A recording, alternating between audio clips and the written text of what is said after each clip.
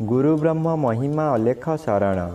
नमस्कार दर्शक वृंद, आपण मानंकु आजिर राशिफल कार्यक्रम मु एस कुमार स्वागत जनाऊँगी।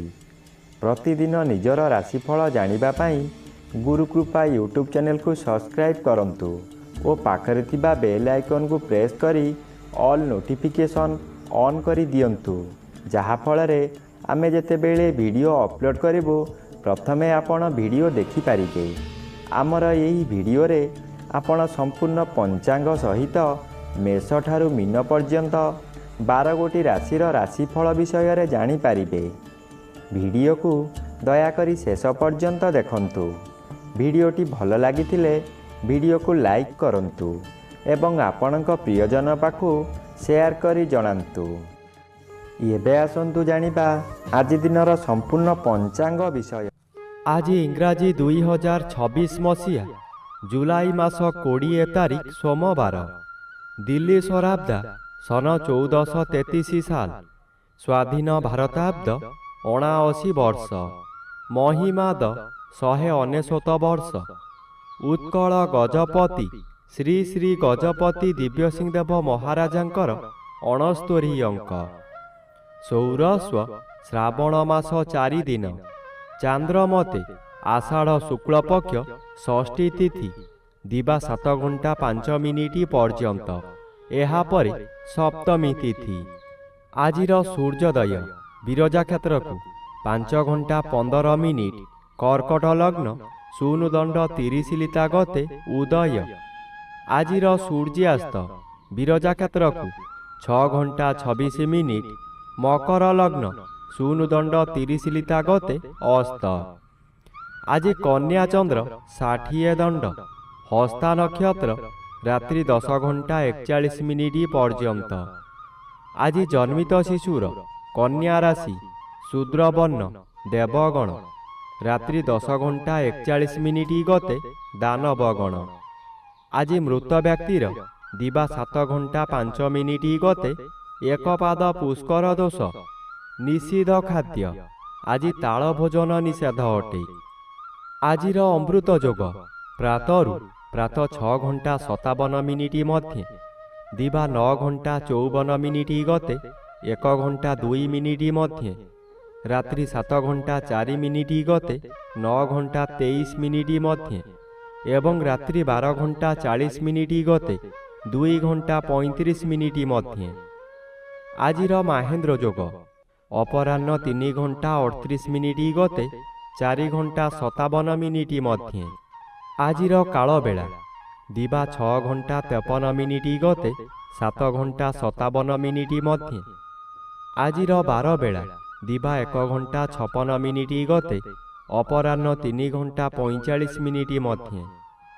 आजिर काल रात्रि 10 घंटा 31 मिनिट गते 1 घंटा 59 मिनिट मध्य। आजिर राहु काल सकाळ 7 घंटा 30 मिनिट ठारू पूर्वाह्न 9 घंटा मध्य।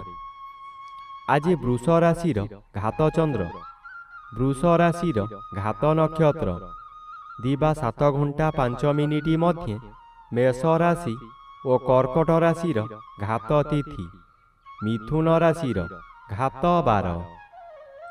प्रिय बंधुगण, एबे आसंतु जानिबा मेष ठारू मीन पर्यंत 12 गोटी राशिर राशिफल विषय रे। राशिचक्रर प्रथम राशि मेष राशि। आज मेष राशि जन्मित व्यक्ति मानक सकाशे षष्ठ चंद्र अन्य ग्रह द्वारा बाधा पाउथिबारु शुभ फल बदल रे अशुभ फल मिलिब। आज पारिवारिक कलह देखादेव। कर्म रे विफलता आपणकर ज्ञाति शत्रु मानक द्वारा हेब। प्रत्येक स्थान रे आपण अपमानित हेबे। आज अर्थ सकाशे काहा सहित जुक्ति तर्क होई पारे। व्यवसाय रे बहुत क्षति होई आपणकर मथा विचलित होई जीव। आज विद्यार्थी मानकर ज्ञान लोप हेब। एबे आसंतु जानिबा राशिचक्रर द्वितीय राशि वृष राशि विषय रे। आज वृष राशि जन्मित व्यक्ति मानक सकाशे घात चंद्र भोग हेउछि। घात चंद्र सर्वदा अशुभ कराइब। घात नक्षत्र अशुभ को वृद्धि कराइब। ଆଜି ଘରେ ବାହାରେ ପ୍ରତ୍ୟେକ ସ୍ଥାନରେ ଆପଣ ଅପଦସ୍ଥ ହେବେ। ଆପଣଙ୍କର ବହୁ ପରିମାଣର ବ୍ୟୟ ହେବ। ଶରୀର ଅସୁସ୍ଥ ରହିବ। ମଥା ବିଚଳିତ ହେବା କାରଣରୁ ରାସ୍ତା ଦୁର୍ଘଟଣା ମଧ୍ୟ ହୋଇପାରେ। ଆଜି ଆପଣ ନିଜ ମନକୁ ଶାନ୍ତ ନ କଲେ ନିଜକୁ ନିଜେ ଦଣ୍ଡ ଦେଇ ହଇରାଣ ଓ ଲୋକଓସା ହୋଇପାରନ୍ତି। ଏବେ ଆସନ୍ତୁ ଜାଣିବା ରାଶିଚକ୍ରର ତୃତୀୟ ରାଶି ମିଥୁନ ରାଶି ବିଷୟରେ। ଆଜି ମିଥୁନ ରାଶି ଜନ୍ମିତ ବ୍ୟକ୍ତିମାନଙ୍କ ସକାଶେ ଚତୁର୍ଥ ସ୍ଥାନରେ ଚନ୍ଦ୍ରଗୋଚର କରୁଥିବାରୁ ଅଶୁଭ ଫଳ ମିଳିବ। ଆଜି ଆପଣ କାହାରି ପ୍ରରୋଚନାରେ ପଡ଼ି ବହୁତ ସ୍ଥାନକୁ ଭ୍ରମଣ କରିବାକୁ ଯିବେ। ଆପଣଙ୍କର ସଞ୍ଚିତ ଧନମାନ ଅଯଥାରେ ଖର୍ଚ୍ଚ କରିବେ। ଚତୁର୍ଥ ଗୃହ ବିଦ୍ୟାଗୃହ ଓ ମାତୃଗୃହ ହୋଇଥିବାରୁ ବିଦ୍ୟାର୍ଥୀମାନେ ବିଦ୍ୟା ପଠନରେ ଦୁର୍ବଳ ରହିବେ। ମାତାଙ୍କର ଶରୀର ଅସୁସ୍ଥ ରହିବ। ଥଣ୍ଡା କାଶ ଆଦି ଲାଗି ରହିବ। ଆପଣଙ୍କର ଦୁଃଖ ପରେ ଦୁଃଖ ମାଡ଼ି ଆସିବ।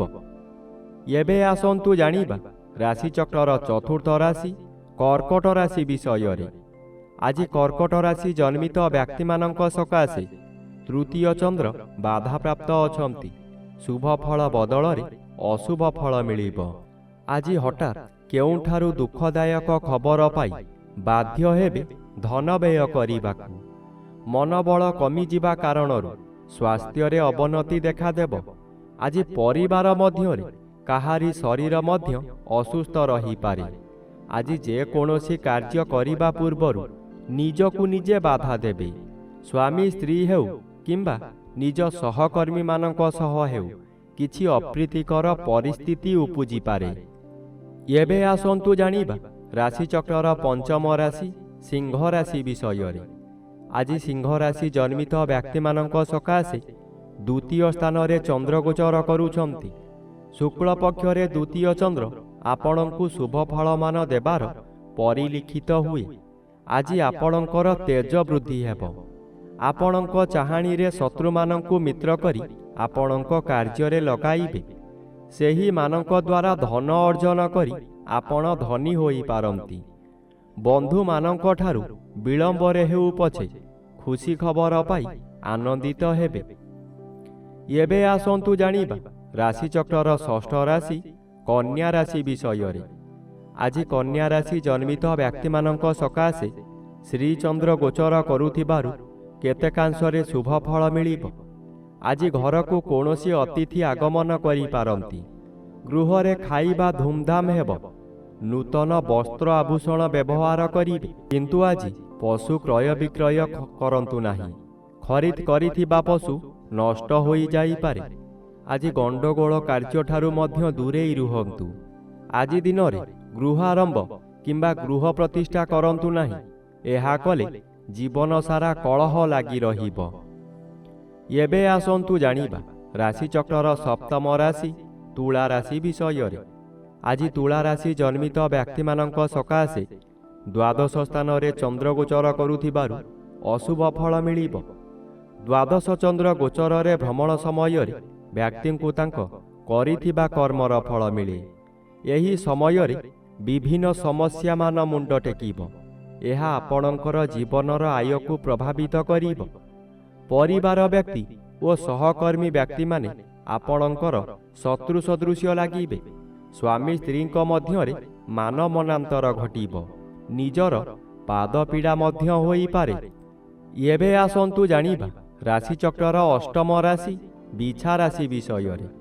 ଆଜି ବିଛା ରାଶି ଜନ୍ମିତ ବ୍ୟକ୍ତିମାନଙ୍କ ସକାଶେ ଏକାଦଶ ସ୍ଥାନରେ ଚନ୍ଦ୍ରଗୋଚର କରୁଛନ୍ତି।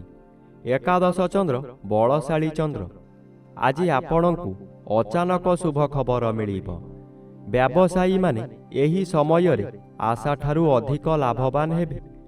ପୂର୍ବରୁ ଯେଉଁ କାର୍ଯ୍ୟ ସକାଶେ ଆପଣ ଅପେକ୍ଷା କରି ହତାଶ ହୋଇଥିଲେ ସେ କାର୍ଯ୍ୟ ଆଜି ପୂରଣ ହେବ।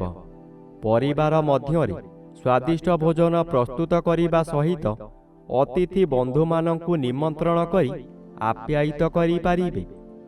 ଏବେ ଆସନ୍ତୁ ଜାଣିବା ରାଶିଚକ୍ରର ନବମ ରାଶି ଧନୁ ରାଶି ବିଷୟରେ। ଆଜି ଧନୁ ରାଶି ଜନ୍ମିତ ବ୍ୟକ୍ତିମାନଙ୍କ ସକାଶେ ଦଶମ ଚନ୍ଦ୍ର ଅନ୍ୟ ଗ୍ରହ ଦ୍ୱାରା ବାଧା ପାଉଥିବାରୁ ଅଶୁଭ ଫଳ ମିଳିବ। ଆଜି କର୍ମକ୍ଷେତ୍ରରେ ଅପଯଶ ଅପମାନ ମିଳିବ। ଦୁର୍ନାମ ଆପଣଙ୍କର ପିଛା ଛାଡ଼ିବ ନାହିଁ। ସଫଳତା ପାଉଥିବା କାର୍ଯ୍ୟରୁ ବିଫଳତା ମିଳିବ। ଆପଣଙ୍କର ଇଚ୍ଛା ପୂରଣ ହେବ ନାହିଁ। ଆପଣ ଯାହା ସହଜ ବୋଲି ଭାବୁଥିଲେ ତାହା ବହୁ କଷ୍ଟକର ହେବ। ଏହି ସମୟରେ ଆପଣ ଅଳ୍ପକେ ଦୁର୍ଘଟଣାରୁ ବର୍ତ୍ତିଯିବେ। ଆଜି ମନର କ୍ରୋଧକୁ ନିୟନ୍ତ୍ରଣରେ ନ ରଖିଲେ ବହୁ ସ୍ଥାନରେ ଅପଦସ୍ଥ ହେବେ। ଏବେ ଆସନ୍ତୁ ଜାଣିବା ରାଶିଚକ୍ରର ଦଶମ ରାଶି ମକର ରାଶି ବିଷୟରେ। ଆଜି ମକର ରାଶି ଜନ୍ମିତ ବ୍ୟକ୍ତିମାନଙ୍କ ସକାଶେ ନବମ ସ୍ଥାନରେ ଚନ୍ଦ୍ରଗୋଚର କରୁଛନ୍ତି। ଶୁକ୍ଳପକ୍ଷ ନବମ ଚନ୍ଦ୍ର ଶୁଭ କର୍ମ କରାଇବ। ଆପଣ ଯେଉଁ କର୍ମ ପୂର୍ବରୁ ଆରମ୍ଭ କରିଥିଲେ ସେ କାର୍ଯ୍ୟ ଏହି ସମୟରେ ପୂରଣ ହୋଇଯିବ। ପୂଜାପାଠ ଓ ଗୁରୁ ଭକ୍ତିରେ ମନୋନିବେଶ କରିବେ। ଆଜି କୌଣସି ଅନୁଷ୍ଠାନରେ ବହୁ ଆର୍ଥିକ ସାହାଯ୍ୟ କରିପାରନ୍ତି। ବିଭିନ୍ନ ମହଲରୁ ପ୍ରଶଂସା ମିଳିବ। ପରିବାରର ଗୁରୁଜନମାନେ ଆଶୀର୍ବାଦ କରିବେ। ଦୈବୀ କୃପା ଠିକ୍ ସମୟରେ ମିଳିବ। ଏବେ ଆସନ୍ତୁ ଜାଣିବା ରାଶିଚକ୍ରର ଏକାଦଶ ରାଶି କୁମ୍ଭ ରାଶି ବିଷୟରେ। ଆଜି କୁମ୍ଭ ରାଶି ଜନ୍ମିତ ବ୍ୟକ୍ତିମାନଙ୍କ ସକାଶେ ଅଷ୍ଟମ ସ୍ଥାନରେ ଚନ୍ଦ୍ରଗୋଚର କରୁଛନ୍ତି। ଅଶୁଭ ଫଳ ମିଳିବ। ଅଷ୍ଟମ ସ୍ଥାନ ଆୟୁ ସ୍ଥାନ ଓ ମାରକ ସ୍ଥାନ। ଚନ୍ଦ୍ର ଏପରି ଏକ ଗ୍ରହ ମୃତ୍ୟୁକୁ ମଧ୍ୟ ମାରିପାରେ। ଚନ୍ଦ୍ର ଅଷ୍ଟମରେ ଭ୍ରମଣ କରୁଥିବା ସମୟରେ ବହୁ ଦୁର୍ଘଟଣା ମଧ୍ୟ ଘଟାଇପାରେ। ତାହା ମାନସିକ ହେଉ କିମ୍ବା ଶାରୀରିକ। ଆଜି ନିଜକୁ ସତର୍କ ନ ରହିଲେ ନିଜ ଗୋଡ଼ରେ ନିଜେ କୁରାଢ଼ି ମାରିବା ସଦୃଶ୍ୟ ହେବ। ଏଣୁ ମନକୁ ଶାନ୍ତ ରଖନ୍ତୁ। ଏବେ ଆସନ୍ତୁ ଜାଣିବା ରାଶିଚକ୍ରର ଦ୍ୱାଦଶ ବା ଶେଷ ରାଶି ମୀନ ରାଶି ବିଷୟରେ। ଆଜି ମୀନ ରାଶି ଜନ୍ମିତ ବ୍ୟକ୍ତିମାନଙ୍କ ସକାଶେ ସପ୍ତମ ସ୍ଥାନରେ ଚନ୍ଦ୍ରଗୋଚର କରୁଥିବାରୁ ଶୁଭ ଫଳ ମିଳିବ। ଆଜି ଆପଣଙ୍କ ପରିବାର ମଧ୍ୟରେ ହସ ଖୁସିର ଉତ୍ତମ ବାତାବରଣ ଆସିବ। ଏହି ସମୟରେ ଆପଣଙ୍କ ଜନ୍ମସ୍ଥାନଠାରୁ ଦୂରରୁ ଖୁସି ଖବର ମିଳିବ। ଆୟ ବୃଦ୍ଧି ହେବ। ସ୍ୱାମୀ କିମ୍ବା ସ୍ତ୍ରୀ ଜଣେ ଅନ୍ୟ ଜଣଙ୍କୁ ନିବିଡ଼ ଭାବରେ ଭଲ ପାଇବେ। ଆପଣ ଯାହା ବ୍ୟବସାୟ କରୁଛନ୍ତି ତହିଁରେ ଆଶାଠାରୁ ଅଧିକ ଆୟ ହେବ। ଭବିଷ୍ୟତ ସକାଶେ ସଞ୍ଚୟ ହୋଇପାରିବ।